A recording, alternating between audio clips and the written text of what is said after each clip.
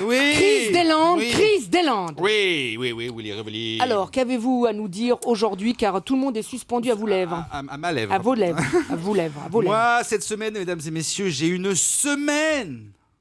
À côté, celle de François Fillon, c'était des vacances à Center Park. Je vous explique.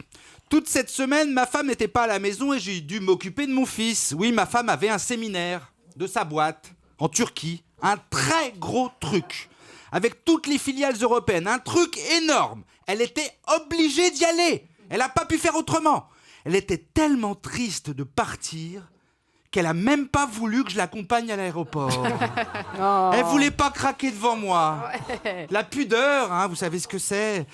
En plus, c'est moi qui ai été obligé de payer les billets, l'hôtel, tout. Oui, sa boîte me remboursera après. C'est une méthode de management à l'américaine. J'ai même dû payer pour une collègue à elle qui avait pas de quoi. Une nouvelle que je connais pas. En CDD. Les billets juste, hein. Pour la chambre, elle s'arrangera avec ma femme. Elles dormiront dans le même lit, à la guerre comme à la guerre. Tout ça, plus l'argent de poche. Oui, s'il faut payer un verre le soir, pour les relations publiques, pour se faire des contacts, tout ça. Ça m'a coûté un rein, ce séminaire. Hein. En plus, c'est dans un coin reculé de la Turquie. Impossible de la joindre. Pas de téléphone, pas d'internet, pas de fax, rien. Faut faire des kilomètres pour transporter le courrier à dos d'enfant. C'est bien une idée de sa boîte, ça. Hein, de faire un séminaire international au fin fond de la Turquie. C'est quand même plus simple de faire ça à Deauville ou à Cannes, non? Mais ils sont parano dans cette boîte. Hein. C'est une boîte américaine. Ils ont peur de l'espionnage industriel. Remarquez. Ils ont raison d'être parano, hein. C'est quand même les leaders mondiaux de la baignoire en plastique. Donc, j'ai même pas pu compter sur ma mère pour s'occuper de mon fils. Hein. Ma mère, elle était débordée. Elle avait des rencarts avec des mecs. Bah oui, Mythique et Viagra ont flingué toute une génération de grand-mères. Hein. En une génération, on est passé de grand-mère se faire un bon café à grand-mère se fait... Vous voyez quoi. La vie sexuelle des femmes n'a plus rien à envier à celle des hommes. Il paraît que dans certaines maisons de retraite, c'est le manoir Playboy. Hein. C'est le one-to-two, c'est le chabanet. Il paraît qu'il y a des cougars de plus de 90 ans qui sortent avec des petits jeunes de 75.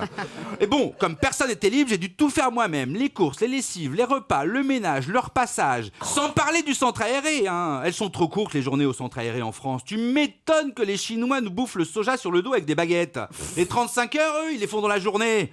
Même en le déposant le premier vers 6h30, en allant le chercher le dernier vers 21h, j'ai quand même dû me taper le square, le goûter, le bain, le dîner, l'histoire, le coucher, un petit déjeuner, tout ça pendant 3 jours. 3 jours. J'ai rien pu faire d'autre de la semaine. Bah, au moins, tu vois ce que fait ta femme quand t'es pas là. Bah oui, mais j'ai même pas eu le temps d'aller chez le coiffeur.